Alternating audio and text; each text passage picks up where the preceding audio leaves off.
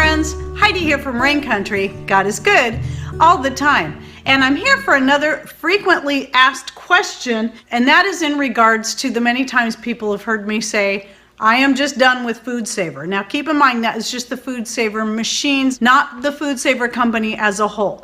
Now, when I first got the FoodSaver machine, I don't even know how many years ago it was. Mine was white.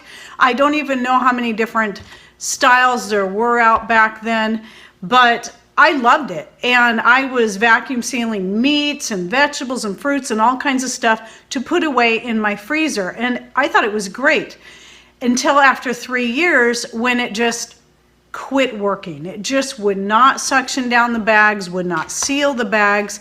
So I thought, okay, well, I wore the thing out because I was using it so much. So I bought another one, and I kept it simple that time. I just bought another real basic design. That one only lasted me 2 years. Then the next one I bought, I decided to go ahead and get a more upgraded one, and it was a little fancier to see if it would last me longer. And that one I did get at Costco.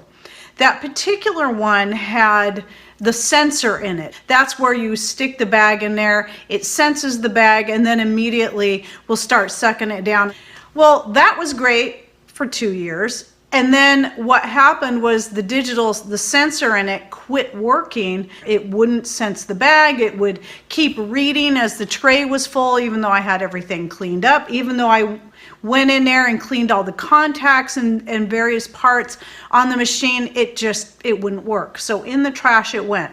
So I thought, well, it seemed like I do better with the simple model ones. So I went back and bought another basic model. Again, 2 years of use, and it quit working.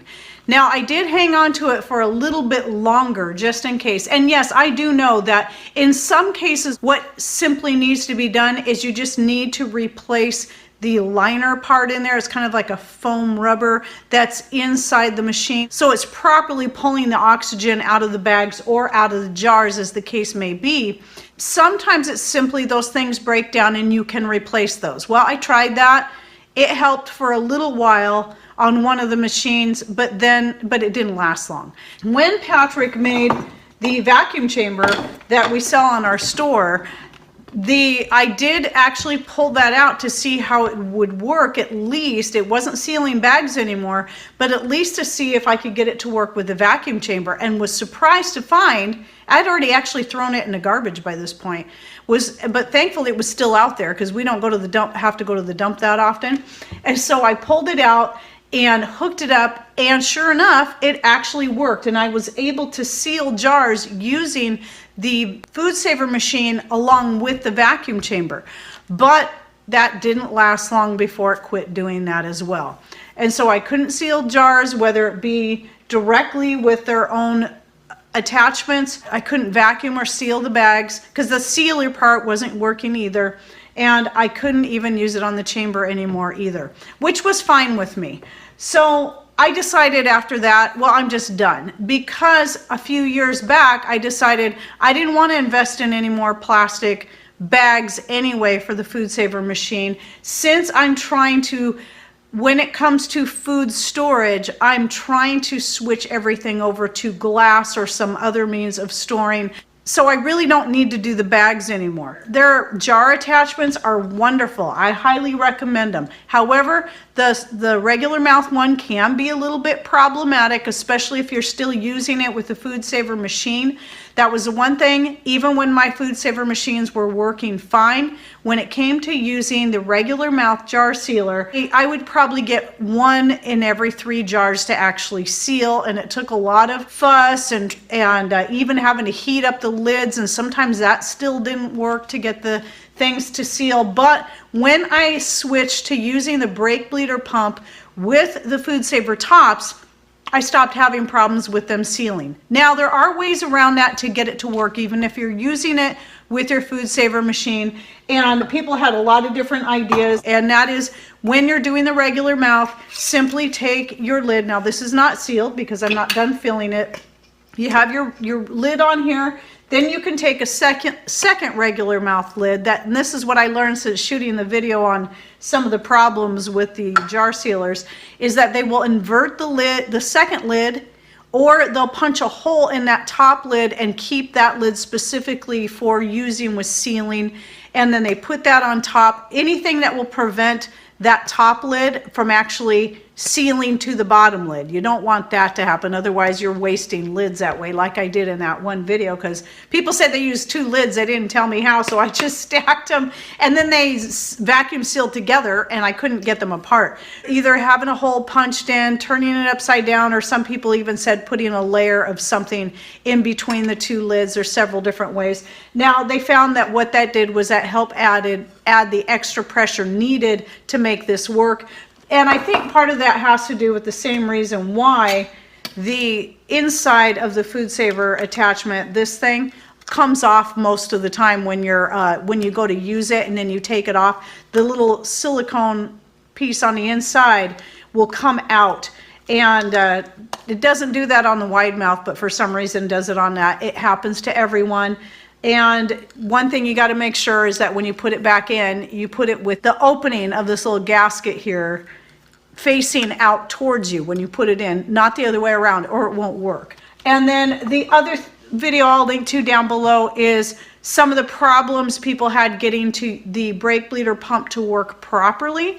I've been using a brake bleeder pump for 5 years now. I think it's been over 5 years, and I love it. It's been perfect. So I actually have 2 different ones. I have one that I keep attached at all times to my chamber, so I don't have to hassle with taking it off there. And then the other one is dedicated for using with the FoodSaver tops. And so I do a lot of my preserving of dried goods by vacuum sealing into jars like this, and which is another reason why I don't need the FoodSaver pump anymore, because I've got this and I've got my glass jar, so I'm getting away from a little more plastic by doing that. I'll demonstrate real quickly how this does work. And when you've got your FoodSaver top, you get the one that fits the jar. You just have your lid sitting on there without the band. You slip the FoodSaver top over the top, and then your brake bleeder kit will have a couple of different attachments. This is the one I've always used. When you use this one, you have to actually press it in there firmly, not really hard, just firmly, and hold it in place while you're pumping. But I've since learned that some of those other attachments, the ones that are rubber that have the ridges on them, you can actually make those work, so you push it in there and then you don't have to hold it in with your other hand. A lot of times I forget to mention that when I'm pumping the brake bleeder pump, I'm not doing this. People think I'm doing this. That's not what I'm doing. So if you have arthritis or carpal tunnel syndrome or other issues with your wrist and hand that would make this difficult, actually the best way to do it, which is the way I do it, I'm actually resting the base, this bottom part of the brake bleeder pump against the counter as I press and hold this into place like this, and then I use my whole arm to push down. Now, I had someone mention to consider trying to push your whole body into that. I don't really know how you would do that from a standing position like this. And I have weak wrists because when I was pregnant with my firstborn son, it caused a condition that made me have carpal tunnel syndrome and even developed a cyst on my hand because of it. And ever since then, my wrists have been very weak. And so this doesn't cause any problems with my wrists. Where I feel it is mostly in my forearm and in my biceps. So it doesn't cause any issues with my elbow either. And I know what tennis elbow feels like, or a hyperextension of the elbow, because I had that happen to me a lot in martial arts class, or at least when I first started taking martial arts.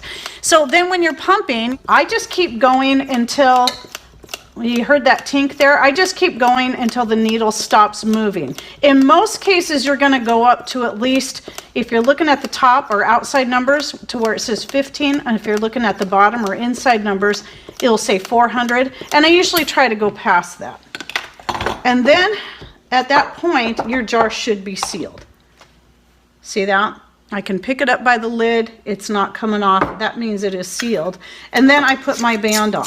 Now, I'm not going to demonstrate in this video on the chamber because I have several videos on that, and I will link to the one The most recent one I put out on the chamber that's also should be pretty thorough, especially if you're interested in buying one or even kind of getting a better look at it on if you're considering trying to make one. Just remember, this is Patrick's design. He actually does put a lot of time into cleaning it up so it doesn't look like this, because a lot of times when you get this PVC pipe, it has Mars on it. This one was just a prototype. And so he cleans all that up. He spends a lot of time getting it look nice and white. Obviously has to cut the pipe, and then he sands this so that it's very smooth and you don't have any rough edges. And then he has the cap and then the glue that he uses to make sure it gets a good seal and the cap stays on there. And then of course you got your brass fitting. The main reason he came out with it was people were asking for him to create something they could use, because a year ago or so, these were impossible to find without spending $75 on eBay for them. Where you can get a set of these from the company is the best place to buy them from. I don't get any kickback for this. If I was to link to them on Amazon, I could, but you can get your best price for them going right to FoodSaver.com. You can get the whole set with the 2 different lids, and I think they even come with a hose for $25, and I don't know what the shipping is on top of that. But anyway, he came out with that because people weren't finding these and they wanted a way to vacuum seal their jars. But the benefit to the chamber is that I can seal any jar in the chamber, and that includes I've been doing a lot of the green olive jars like you get at Costco, and then using them to vacuum seal different nuts. I've got walnuts, I've got pistachios, I have almonds, I have hazelnuts, I have, I don't remember, I have all kinds of different nuts vacuum sealed into jars. And you carefully put your jar in there, you put your lid on, tighten it, and then you pump it up. It does take longer though, using the chamber, because you're not only pulling the air out of the jar itself, you're pulling the air out of the chamber. But if you're interested in this, or you even bought one but you're still trying to figure out how to properly use it, I do recommend you check out that video. I go over everything, all the different troubleshootings. Most of the time it's user error. It's just making sure you got everything lined up and proper to get it to work. The 2 main reasons why I'm just done with a FoodSaver machine is not only am I just getting away from using the plastic anyway for storing my food, you know, be it in the freezer or wherever. It's just I'm tired of every 2 years having to pay that much money for it to just break down on me again, when I can use my brake bleeder pump and it does everything I need it to do. That includes anything I'm going to freeze. I do a lot of freezing in jars, even freezing my eggs. I used to freeze my eggs in the little tiny FoodSaver bags I would make just the right size to fit 2 eggs. Now I freeze them in the little jars instead, the little 1/4 pint jars, and they're perfect. It's so much better. Yes, the jars take up more room in the freezer space, but they're more dependable. I can use them again and again. And I will link to the video I did on preserving eggs, because I also list other different ways you can preserve eggs if you don't want to use the method I use. But there's many other popular methods. Some have been around for generations upon generations, and you can try those out. So if you check out that video, so you can learn more about the different methods and then look into those. And then I also have a video that's more about just freezing in jars and some specific tips you need to take when it comes to freezing in jars to keep your jars from cracking, because I know it's going to be a lot of the first thoughts people have, because I freeze liquids in my jars and I freeze whole foods into my jars quite often.